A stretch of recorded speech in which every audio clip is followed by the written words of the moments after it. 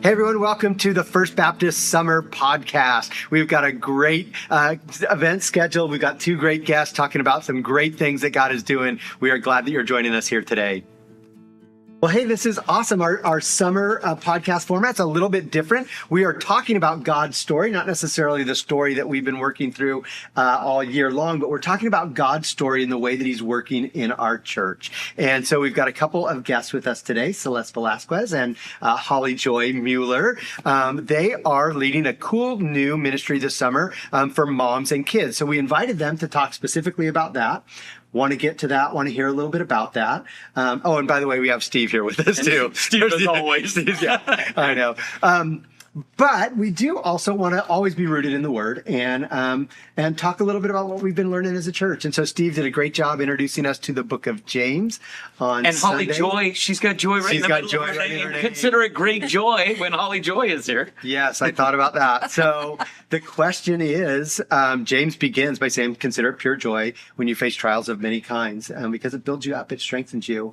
And that's awesome. But how do you experience that? And I'd love to just hear both of you kind of interact a little bit with this Sunday's message and that concept. How have you experienced that, struggled with that in your life? And Celeste, maybe you could kind of just kick us off by talking about that. Yeah, of course. So basically, just as James said, experience joy through the trials and tribulations. I feel like most of the times, or if not every time that I've experienced a trial, it has made me stronger. It proves my purpose as to why God is doing this, not to me, but for me. And just as Steve had mentioned on Sunday, just coming to God with open arms and asking him, God, what are you trying to teach me in this moment? And I feel like that's a very important question to ask while you're going through these trials, because it truly does strengthen you and makes you mature physically, mentally, and spiritually.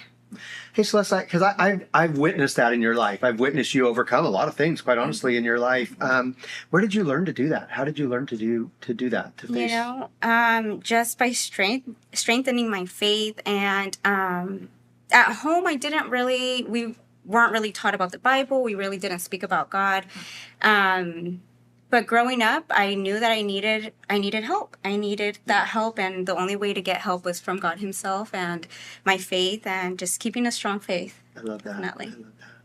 Sometimes you got no choice except to hang on and endure the trial, right? Definitely. And it's a lot of times in hindsight we see I don't know about you, but great joy doesn't usually emanate from me the moment I get the bad news. But I see where I become stronger, where I become better throughout that trial, Correct, yes. There was a quote that I once saw growing up while I was in high school, and it went something like this. I'm not sure who wrote it, but it says, pain breeds strength, trust your struggle. Yeah. So that kind of would push me and motivate me to just go through it. And now that I am closer to my faith, I realize that it's God who I need to lean on and just trust his promises for us. Yep. I love that. Yes. I love that. Holly, how about you? Tell us a little bit about what's that mean to you, that we can face trials with joy because of what it does in us and the growth that comes. So it's taken years for me to get there, right? So initially, fear takes over. Yeah. And I think, oh my goodness, I'm never going to get out of this. This is never going, my mind just goes crazy to the negative. But what I've learned through trial and tribulation is every single time that I prayed and asked God for help to be with me, he was. Yeah. And on my mirror, actually, I just took a picture for Vacation Bible School slides today. I have a little Post-it note, and it's all crumpled up and stained, but it says, God is not worried, and he's still on his throne. And many, many trials that I go through, that comes to me. Not just okay, this is a horrible situation and God's in it, but think back to all the things I've gone through in the past that I never thought I'd get through, that God got me through. There are so many times that I've made choices that could have ended up in death or hurting other people, and somehow God used the bad and turned it to good. And it doesn't just stop there. I have the opportunity to work with other women, and I get to tell them, I know Genesis 50:20 is my go-to, that man intended this for evil, but God will use it for good and saving many of lives. And that is true of many of the trials and struggles that I've been through, that maybe I brought it on myself, or maybe it came from out without me, but God always turns it to good. So in the middle of the trial for me, the joy isn't necessarily, woohoo, bring it on, right? It's more of a proper posture joy that I'm not enjoying what's happening, but I know one day good's going to come out of this, and I will be thankful. Yeah. It's all attitude going into that trial, That's why I linked in on that word considerate. Like it's got to be the way that you think about what's happening in front of you, because we just tend to spin. We tend to get fearful. We tend to go into self-pity, all some of those things that I talked about on Sunday. But at the end of the day, it's like, I know I'm going to come out of this. And God has always walked me through every other situation. And you don't notice until later. And it's usually other people who notice it in you who go, yeah, wow, you handled that well this time. Yeah. And I'm always like, yeah, you're right, because last time I didn't handle it so well. But now I am better because of what I went through the time before. And nothing was more poignant than Carmelita coming up and when you know Carmelita's story, and she's not bashful about it, but losing her daughter to cancer at 16, that forges in the fire. I was having a conversation with it at lunch afterwards. That forges in the fire whether or not you're a person of faith or not. Yeah. And Carmelita chose to be a person of faith. And so when other things get thrown at her, she's like, I can do this, and I'll step into it. Yeah. Cool. Cool. Well, thank you so much. We're excited to keep digging into the book of James all summer long. But Holly and Celeste are leading a program that I mentioned that's beginning here this week at the church called Moms and Kids Summer Fun. And so we're going to get into that program and what it's about. But I just have a question for both of you. You both are, Holly, you're a grandmother, and Celeste, you're a mom, right in the heart of it. What is it that God has done in your life that has brought you to the point that you're like, hey, I'd like to serve other moms. I'd like to offer something that's going to help people find Christ. I'd like to serve the church. I would just love to hear some of your story that is, how's God worked in your life that he's brought you to the point that you want to do this kind of thing. And you want to go first on this one, Holly? Sure, I'd love to. I mentioned before that some of my choices that I've made have caused me trouble, being distracted by people, places, and things, and gone away from the biblical life that I had. And one situation was, God made it very clear to me. I was in a dark place. My daughter, Ashley, that Ashley Van Houten, she was in kindergarten, and Madeline was about maybe 1.5. And I knew I was going down into that slippery, slimy pit of despair, and I didn't know how to get out. Even though we went to Arcade Baptist, I was one of the people that had the face on, but inside I was dying. And I didn't know how to get out of what was happening in my life. And one day after school, this lady, very opposite of me, long skirt to her ankles, long hair, hair pulled back, came up and handed me a flyer for Bible story time. And it was like the hand of God that was like, you need me, come here. And so I told her I wasn't really sure I would be willing to drop my daughter off, but could I come? And she said, sure, you can come. You can bring the infant with you, right? There was no getting out of it, in other words, because she was going to see me every day after school. So I went, and here are these beautiful Pentecostal women who had their garage door open, and all the children were coming in reciting Bible verses and getting little prizes. I don't even know, if they had a church backing them. I don't know what it was, but they had Jesus, right? And they had what I needed. Yeah. So I went in and I sat down on that back bench with my toddler, Madeline, and I kept my sunglasses on because most of the time I was crying as the children were singing out to Jesus and they were learning about God, knowing God was the answer, right? And these women never asked me questions or tried to persuade me any which way. They invited me one time to a Bible study, and I was coming out of my skin, right? I was about to become a single mother. Things were happening in my life that were opposite of what they were trying to encourage.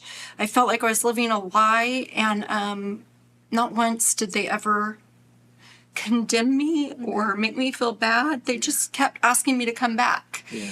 And my daughters still have some of those little Bible verse prizes, that we saved up in the attic. And I have never been able to find a way to thank them. But if you're anything like me, if you're in a spot where you don't feel like you can come to church, or maybe you're in a dark, slippery pit like I was and you couldn't find your way out, this is why we're doing this, right? No questions asked. It's all about Jesus love, kids, moms just sitting together, talking with each other, exchanging phone numbers and having fun, right? Jesus is always there. And his fingerprints, I'm sure, will be upon us. But that's why I want to do it. I love that. I love that. That's an awesome tribute to those ladies. I love those ladies, by the way. That's great. And I love that you're doing that. So thank you for that. Feels like kids is that connection point too, Oh, yeah. right? The struggle is real. Yes. Let's regardless of how good your kids are, right? Right. And everybody feels that tension of trying to figure it out, especially if it's a first kid or you know, kids are different. You know how crazy it is that our kids come from the same DNA and they're as different as night and day. Yes. But it creates that moment where you have a real need, and for you, it just created a connection point where you got what you needed too. Absolutely. Yeah. It's great. Definitely, that was beautiful. Well, thank you for sharing. You're Yeah. beautiful. Celeste, how about you? I know you got some story too. How's God brought you along to this point? I'd love to just hear whatever part of your story you'd like to share. Well, just as we were talking about trials, I wouldn't be here with Holly if it wasn't for the trials that I faced. And I think what has brought me here is growing up without my mom. That made me realize, well, I'm going to be that mom. I'm going to be that woman that reaches out to other women. I love kids, and I feel like God really put a purpose in my heart to reach out to kids and reach out to other moms. And I'm so glad that Holly invited me to do this with her. It's a lot of fun, and I'm just so grateful to be here. And just like Holly made such a great point, moms need other moms. It's not easy raising kids mostly on your own, or when you do it daily by yourself because maybe you're a stay-at-home mom. So it's such a great opportunity for other moms to come join us and, connect and build a community of mothers, and just maybe find a new friend to grab a coffee with and chat about your kids, about what's going on with your day. So I'm just truly grateful for the purpose that God has given me in my heart. Yeah. Yes. So Celeste, tell us a little bit how'd you come to faith? You mentioned maybe your mom was not super involved, and Yes. Tell us how you even just came to faith. And Well, we grew up Catholic in my household. After my parents' divorce, the Bible was never read to us at home as a child or even growing up as a teenager. So I was blind to faith. I knew that there was a God and I had my own personal relationship, but not how I wanted to. And as I started getting older, maybe a few years ago, that we were invited to First Baptist, is when I truly said, wow, this is where I belong, and this is what I've been needing my whole life, because something in me just completely healed, and I am a total different person, and I am so grateful for the church and everyone here. So, yeah. And your two beautiful girls Gracious. are experiencing some of the blessing of that. I Or love not, that. not with you, but with your husband, who's experienced some of that same. Yes, of and that same course, stuff, so. Yes. So it's really beautiful how it just weaves in, and God's love just kind of brings everything together and everyone together. So it's amazing. Yeah, I guess something I was thinking about that is good for all of us to hear too is, a lot of us that are watching today or whatever could tell that story of, oh, God's made this difference in my life. But what I'm so appreciating is you say, God's made this difference in my life. I want to then share it with Yes. others, which is the natural next step. Yes. That's the right pathway. So I love that. So you guys, it's not rocket science what we're going to be doing here on Tuesday mornings. We're going to have moms and kids playing together. But tell us a little bit about that. It may not be rocket science, Sorry about but that. I would argue, you guys know, I just became a grandfather. So, yeah. So my daughter's got her first child, and you can see the deer in the headlights look. Do you guys take 3-week-olds? Yeah, right. Silas is gifted. Silas is super gifted. Yeah, we don't leave them alone in the sandbox. But yeah, I know. Yeah, but I just think there is that moment for all new, especially parents, where they just are not sure.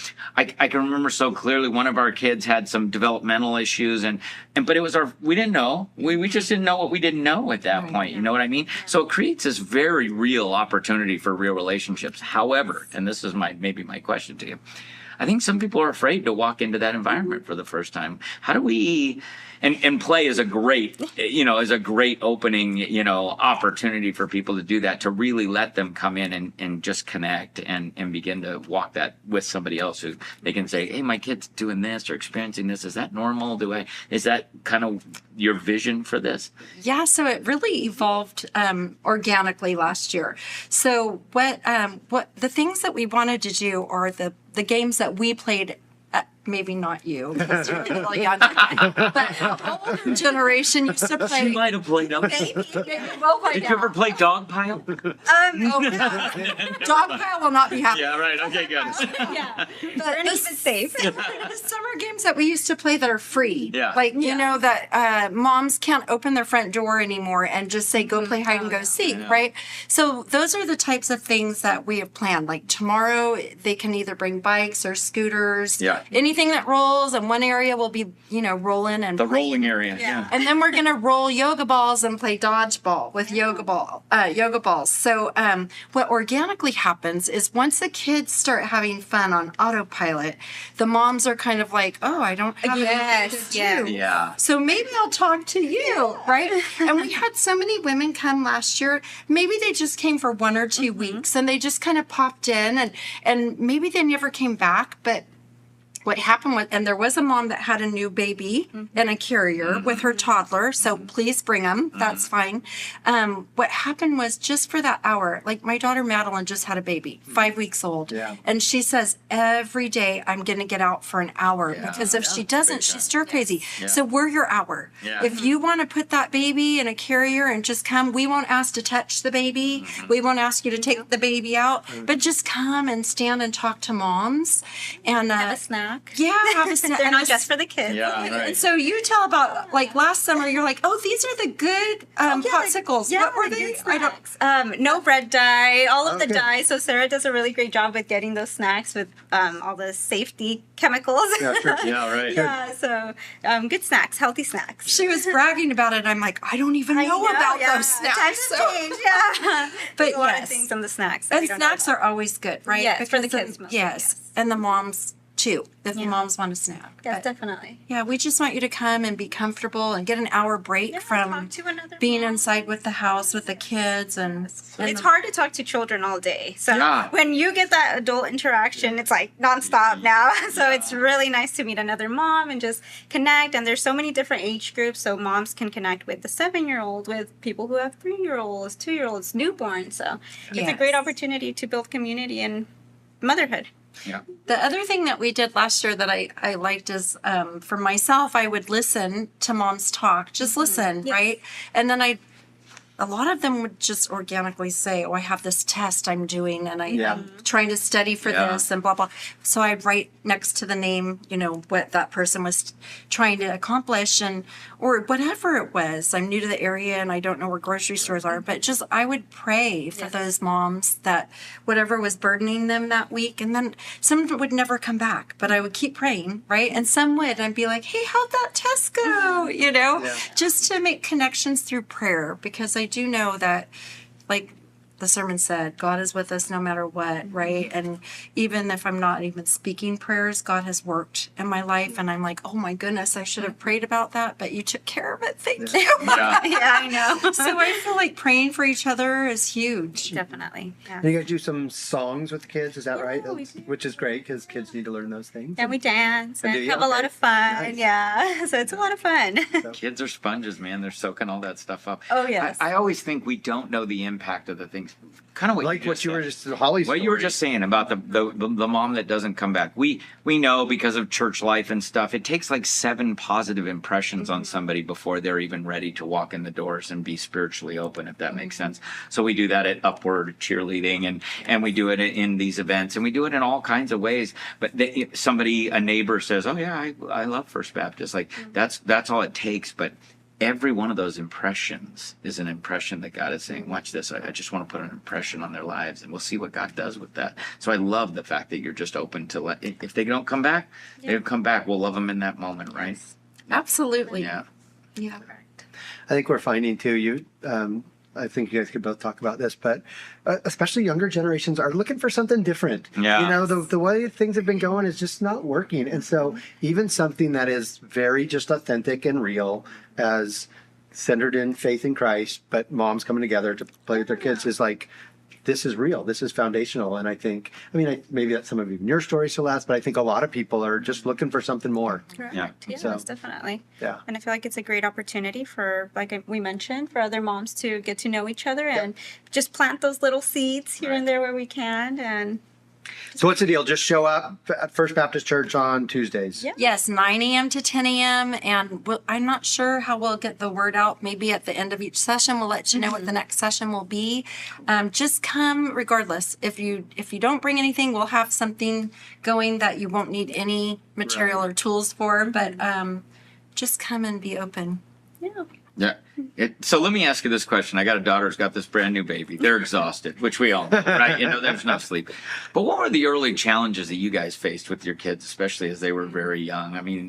What were those things that you think, boy, I wish somebody could have met me in that moment? Do you know what I mean? Yeah. I think for your daughter and for my daughter, Madeline, that has the 6-week, 5.5-week-old baby, Yeah, right. is to just be gentle with yourself and understand that no matter what happens, you're doing the best you can. Right. And that God, I love that Madeline said, I finally figured it out. I just need to pray and trust God. And I was like, okay, wait, teach me that lesson because I need to practice. I said, that's a lifetime process, baby girl, right? But had I been the mom that my daughter is, at those moments that the baby was crying and I was feeling anxious, like it's something I'm doing wrong, and just trusting God and pray to help me do the next right thing, wow. Yeah. I would have been so much easier on myself and a better mom. We live in a weird world where we're inundated with information. Parenting is overwhelming. Yes. Everybody's got an opinion. Everybody's got a hot take, this, that, and the other thing. And sometimes I have to remind us that, somewhere in Eastern Sudan, there's a mom that's raising a child without any of that information. And that kid is growing up and becoming an adult too, And so sometimes that's it. It's just like, can I just be present in this moment, trust God, and love this kid, Yes. Yeah. I love how you put that. Being present is so important, and just enjoying that moment because it doesn't last. It really doesn't. And in the hardships, we can't see it, but praying and trusting God will help, definitely. Coffee always helps too. Yeah. Having a friend that can bring you coffee, just saying. Well, as a grandmother, holding the baby that's crying is so much easier than it was when I was a mom, because I'll look at Elsie Joy and I'll say, it doesn't matter if you cry or laugh. I love you the same. I get to hold you. And what a blessing that is, right? Yeah. So grandmothers are welcome too. And I do know one grandmother that is coming tomorrow. Jenny Barnes. So if you're a grandma and you've got kids that are visiting for the summer or that you take care of, bring them too. Can a grandma go rescue a kid for an hour and give mom an hour off completely? Yeah. That's a great idea. Yes. And bring a coffee back. Yes, and bring your coffee back. I brought you your child and a coffee. Good luck for the rest of the day. Sometimes that's all it takes. I know. Yes, truly, that's all it takes sometimes. Well, hey, we are really excited about it. We're thankful for you guys doing that. Any final words, any final questions? I think my thing is, and this is, as I look at you two guys, we want to create a church where people are empowered to go do whatever God puts on their heart, right? And so whatever resources we can allocate, we want, whatever, however we can make it known, we want to make it known, even as we're doing here right now. But honestly, we want to create an environment where people are willing to just chase whatever that is their passion, because you're talking about connecting with real people, with spirituality in our minds and in our hearts to give them what they actually need the most, but we're using the medium of parenting and kids, right? And that could be anything for anybody else. It could be mountain biking, it could be motorcycling, it could be we've got it sewing, whatever it is, but with that intentionality that we want to meet people, we want to be present for them and know them in that moment, and we want to give them a little bit of Jesus, because we can trust Jesus with their souls. Amen. Amen. All right, so there you go, Moms and Kids Summer Fun this summer at First Baptist, Tuesday mornings. Holly, Celeste, thanks so much. Yes. God bless you guys. Thanks for joining us today. We'll be back each week with some kind of something similar to this as far as what God's doing in our church family and also going through the book of James. So thanks again. God bless you guys. Pleasure. And Thank have a great you. week. We'll see you soon. Until then, consider it great joy. Yeah.